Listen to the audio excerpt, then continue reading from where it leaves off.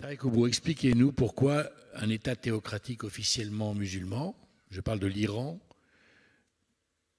peut mener une politique comme elle est menée, c'est-à-dire une terreur, une discrimination dingue entre mes femmes, on met en prison. Je veux dire, ce qui se passe là-bas, est-ce que ça ne donne pas de l'islam une... Parce qu'ils sont de religion islamique. Est-ce que ça ne donne pas définitivement, est-ce que ça ne prive pas la religion islamique en général d'arguments sérieux d'être une religion pacifique et humaine? Oui, vous avez l'exemple d'Indonésie qui est la plus grande démocratie musulmane. Donc, les musulmans ne se ressemblent pas. Il faut que je fasse la remarque que les musulmans appartiennent à l'espèce humaine. Ils ont le même code génétique et qu'il y a des bons et des mauvais. Et il y a des systèmes politiques. Non, mais la loi iranienne, c'est la loi.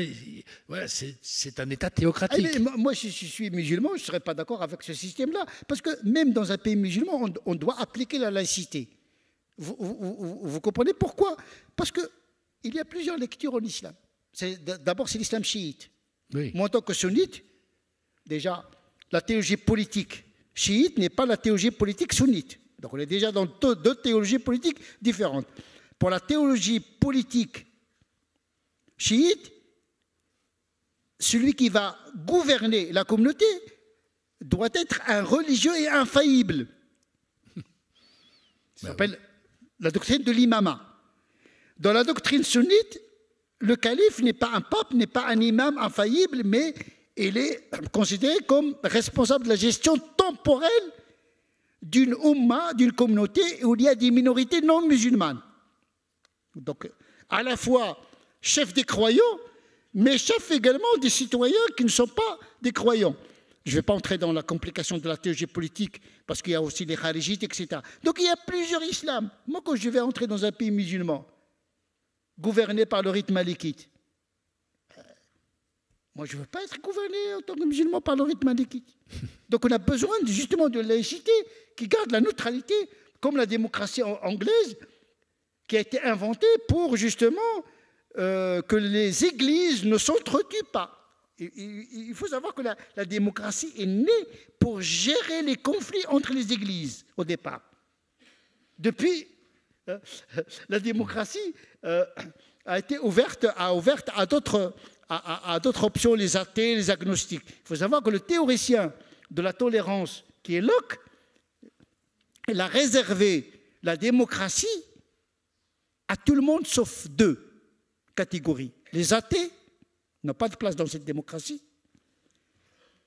et les Turcs. Pour lui, les Turcs, c'est les musulmans.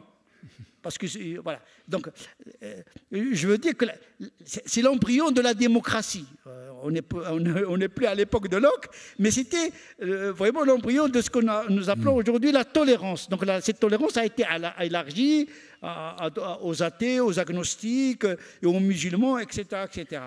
Mais effectivement, aujourd'hui, on a besoin de cette laïcité, que chaque pays invente sa propre laïcité qui gère le pluralisme convictionnel. On a besoin d'exporter cet universalisme à tous les pays. Moi, je suis parmi les gens, je suis responsable d'une association en lien avec les universitaires de par le monde arabe, où nous traitons cette question de la laïcité. Est-elle praticable et dans quelle forme dans ces pays-là? Donc il y a des intellectuels aussi de l'autre côté, il y a aussi des Iraniens. Vous savez, les choses vont évoluer. Vous savez, toutes les révolutions ne finissent pas toujours dans de beaux draps, et je pense que c'est une question de temps. L'exemple de l'Iran, c'est une instrumentalisation honteuse de la religion.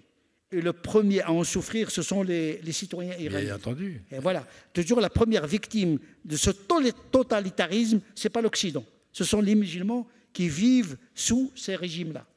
Et donc, comment accompagner les peuples pour s'approprier cette démocratie? Parce que la démocratie ne s'impose pas par le haut. C'est une culture, la démocratie. Donc, ça passe par l'éducation, ça passe par les échanges, etc. La démocratie en Occident n'est pas née du jour au lendemain. C'est une gestation qui était longue depuis depuis le Moyen-Âge, en passant par le siècle des Lumières, par la Révolution. Donc effectivement, il faut, je pense, accompagner ces peuples dans leur propre évolution à partir de leur histoire. Alors.